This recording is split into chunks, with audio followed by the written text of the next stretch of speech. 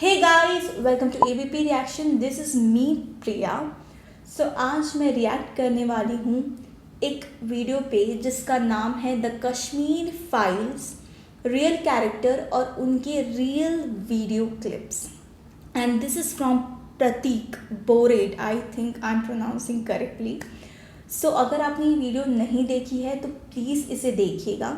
Link आपको description box में मिल जाएंगे। I think let's not waste time anymore and let's get started. Narayan Narayan Narayan Narayan. सभी मित्रों को राम राम। दोस्तों, आज 21 फरवरी को सुबह 11 बजे द कश्मीर फाइल्स का ट्रेलर रिलीज हुआ। ट्रेलर देखते ही मैं जिन भी भावनाओं में था, बिल्कुल वैसे ही मैंने दोपहर को ही ट्रेलर रिव्यू अपलोड कर दिया था। अभी शाम के 7:30 बज रहे हैं और अभी भी मैं उस ट्रेलर से बाहर नहीं निकल पाया हूँ। दोपहर से ही मन में इतने इमोशंस, इतने विचार उठ रहे हैं कि उन सारे विचारों को मैं शब्दों में बांध ही नहीं पा रहा हूँ। मैं अपनी भावनाओं को कैसे व्यक्त करूँ, मैं समझ ही नहीं पा रहा। दोपहर से मैंने कई बार वो ट्रेलर देखा, देखने की हिम्मत नहीं हो रही थी, पर फिर भी देखा, क्योंकि कश्मीर हिंदुओं का जो नरसंहार हुआ, उनके साथ जो अन्याय अत्याचार की जो भयावह घटनाएं हम सुनते हैं, उनमें से कौन सी घटनाओं का उल्लेख ट्रेलर में है, कौन से पात्र रियल लाइफ कैरेक्टर से इंस्पायर्ड है, वो मुझे देखना, तो उसके बारे में आप सबके साथ में चर्चा करनी थी। इसी कारण से मैंने दोपहर से कई बार ट्रेलर देखा और हर बार ट्रेलर के अंत में जब वो बच्ची दुख से कहराती है, चीखती है ना, वो सीन अंदर से तोड़ देता है। चाहे कोई भी हो, किसी को भी वो सीन अंदर से तोड़ देगा। तो इतनी बार ट्रेलर देखने के बाद इतना तो मैं विश्वास से कह सकता हूँ कि विवेक अग्निहोत्री जी ने जितना हो सके उतना रियलिस्टिक वे में इस फिल्म को बनाया है। अब हम चर्चा करते हैं कि कौन सी भयावह घटनाओं का उल्लेख ट्रेलर में हमें देखने को मिलता है, या कौन से रियल लाइफ कैरेक्टर्स या आतंकवादियों के पात्र या आतंकवादियों से इंस्पायर्ड कैरेक्टर्स हमें इसमें देखने को मिलते हैं, उस पर हम चर्चा करते हैं। जैसे कि चिन्मय मंडलेकर जी का जो पात्र है वो बिट्टा कराते फारूक अहमद दारिस आतंकवादी से इंस्पायर्ड है। तो ऐसे कुछ आतंकवादियों के रियल लाइफ फुटेजेस वगैरह भी मैं इस वीडियो में आगे आपको दिखाने वाला हूँ, तो ये वीडियो प्लीज़ आप आखिर तक पूरा ज़रूर देखना।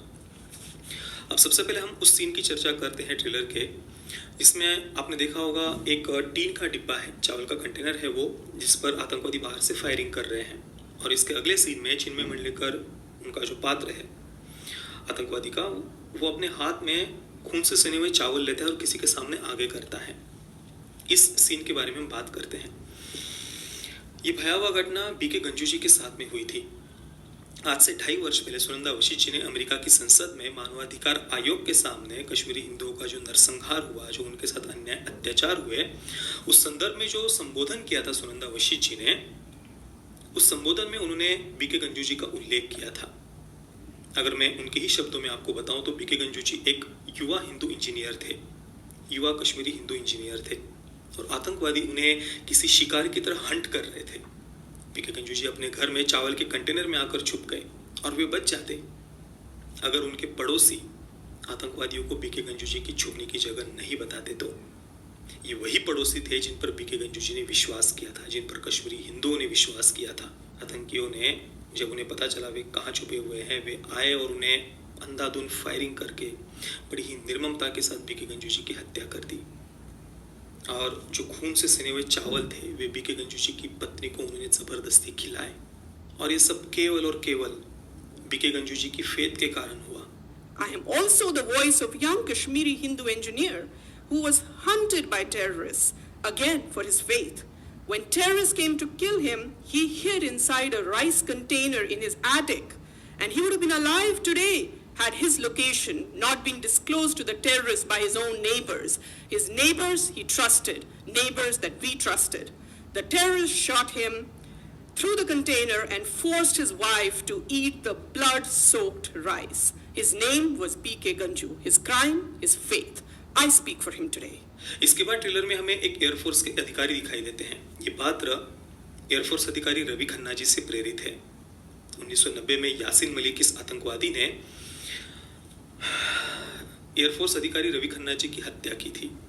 30 वर्षों तक उनकी पत्नी न्याय मांगती रही, पर 2014 से पहले, मोदी सरकार आने से पहले, पिछली सरकारों ने यासिन मलिक को खुला छोड़ रखा था। वो किसी हीरो की तरह कश्मीर में घूमता था। 30 वर्षों तक उन्हें न्याय नहीं मिला। 30 वर्षों के बाद अभी 2 वर्ष पहले वीर गति को प्राप्त हुए रवि खन्ना जी की पत्नी को न्याय मिला। ये देश के एयरफोर्स अधिकारी की पत्नी को 30 साल के बाद इंसाफ मिलने का मौका आया है। 1990 में श्रीनगर में तैनात स्क्वाड्रन लीडर रवि खन्ना की हत्या JKLF के चेयरमैन यासीन मलिक ने की। लेकिन जम्मू कश्मीर पर राजनीति की रोटी सेकने वाले राजनीतिक दलों ने 30 साल तक मामले पर चुप्पी साधे रखी। लेकिन इस दौरान पूरी शिद्दत के साथ रवि खन्ना की पत्नी शालिनी इंसाफ की जंग में लगातार जुटी रही।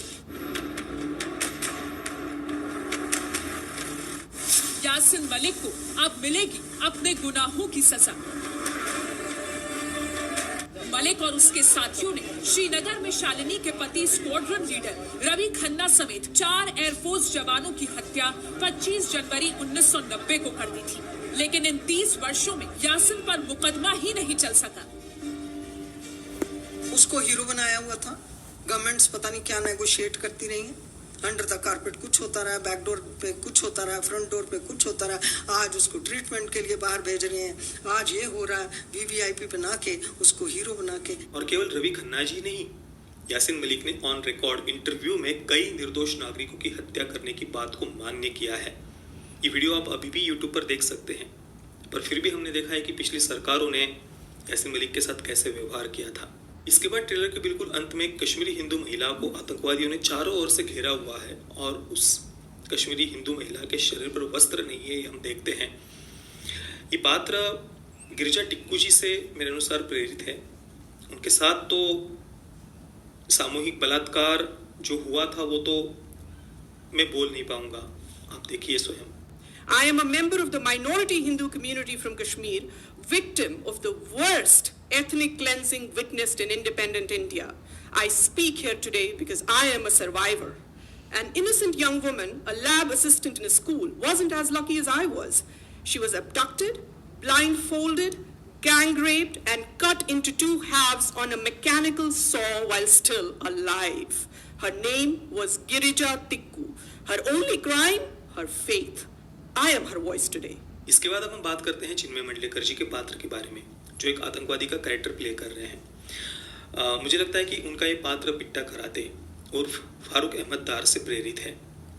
ट्रेलर की शुरुआत में ही जो हम इंटरव्यू देख रहे हैं चिन्मय मंडलेकर जी के कैरेक्टर के साथ में जो लिया जा रहा है, वैसा ही एक इंटरव्यू बिट्टा कराते उर्फ फारूक अहमद दार के साथ भी लिया गया था। चारा मर्डर मैंने सतीश को मारा। सतीश कौन? सतीश कुमार टिक्कू। कौन था ये? पंडित लड़का। किस चीज से मारते थे आप? पिस्टल से। हमेशा पिस्टल से ही मारते थे या AK-47 से भी मारते थे? AK-47 से हम सिक्योरिटी वालों पर एक्शन फायरिंग करते थे। अच्छा, और जब किसी एक आदमी को मारना होता था तो पिस्टल से?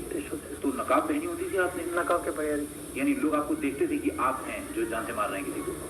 लोग पहचानते थे आपको? तो लोगों ने आपको पुलिस के हवाले नहीं किया?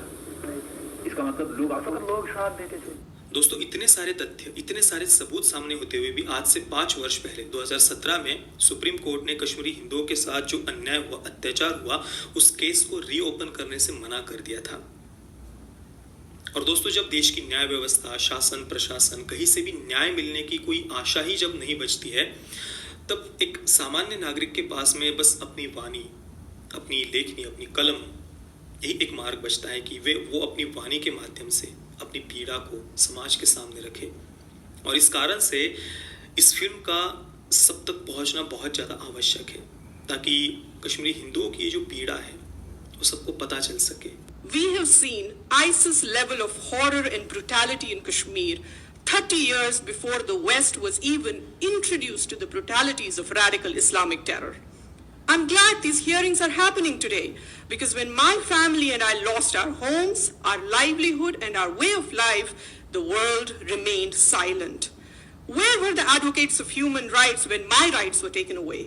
Where were they on the night of 19th January 1990, when there were voices blaring from all mosques in Kashmir that they wanted Kashmir with Hindu women but without Hindu men?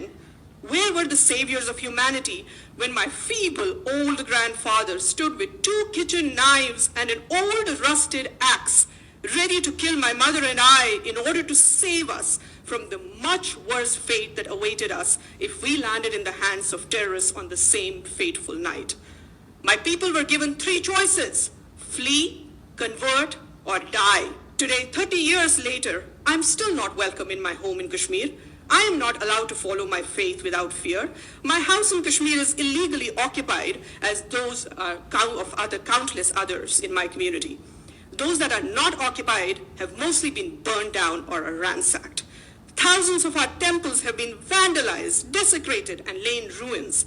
Every effort has been made to eradicate Hinduism from Kashmir. Today, Kashmir is home to only one religion. दोस्तों, ये video अगर आपको पसंद आया हो तो please video को like और शेयर ज़रूर करना। वीडियो देखने के लिए आप सभी मित्रों का बहुत बहुत धन्यवाद। जय श्री राम, वंदे मातरम। सो गाइस, इस वीडियो में जो रियल कैरेक्टर्स हैं और उनकी रियल वीडियो क्लिप्स और फोटोज़ हैं, they are like oh my God, seriously. So जिस तरीके से सुनिंदा वशिष्ठ ने सारी चीज़ें बयां की, दैट वाज रियली रियली, क्या ही बोलूँ मैं इस चीज़ पे। It was very very pathetic, you know, कि किस तरीके से एक फीमेल को बोला गया कि उसके हस्बैंड से जो यू नो राइज वाला सीन, दैट इज़ द, आप क्या ही इमेजिन करोगे उस चीज़ में। इट इज़, क्या बोल सकते हैं इसमें, सो बैड यार, this is, oh my God. Then the next thing is that female, right, जिसे सारे लोगों ने घेर रखा था हर तरफ से, चारों तरफ से, एंड दे डिड दिस, बहुत गलत किया उनके साथ, this kind of thing, you know what I mean to say. उसके बाद नेक्स्ट चीज़ें, जब वो बोल रही थी सुनंदा जी कि किस तरीके से प्रॉब्लम्स हुई, आज वो अपने घर नहीं जा सकती। So this all things are like, oh my God, बहुत ही ज़्यादा इमोशनल, बहुत ही ज़्यादा, it is like so worst thing happen with them, right.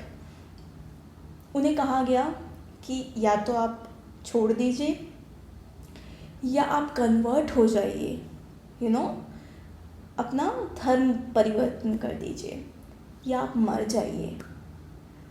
So it is like no one will accept this, right, कि आपके जगह पे कोई आके आपको ये बोले। And the worst thing which happens is कि जो उनके पड़ोसी थे उन्होंने बता दिया कि वो कंटेनर, राइस कंटेनर में छुपे हुए हैं। अगर वो नहीं बताते तो ऑब्वियसली वो आज जिंदा होते। सो it is a very very emotional और बहुत ही ज़्यादा सेंसिटिव टॉपिक है, जिसको दुनिया के सामने लाने की कोशिश की गई है। सो आई थिंक इस मूवी को हर किसी को देखना चाहिए, टू नो कि उस टाइम पे हुआ क्या, क्योंकि अगर ये मूवी नहीं बनती तो लोगों को पता ही नहीं चलता कि हुआ क्या था एग्जैक्टली। एंड जिस तरीके से दिखाया गया कि जो मंदिर है उसको तोड़े गए, जो फ़ोटोज़ थी ट्रेलर में भी दिखाया था कि जो भगवान है उनकी फ़ोटोज़ जला रहे थे, और ट्रेलर में ये भी दिखाया कि स्ट्रगल करो जस्टिस के लिए, फ्रीडम के लिए स्ट्रगल करो, right.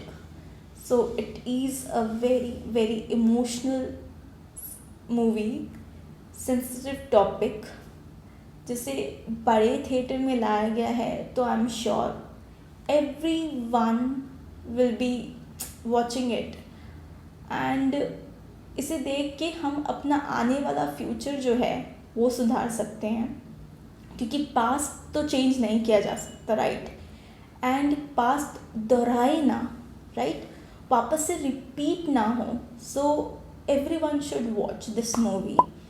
So guys, I hope you like this reaction. So I will see you in another video. Till then, bye bye, see you and take care.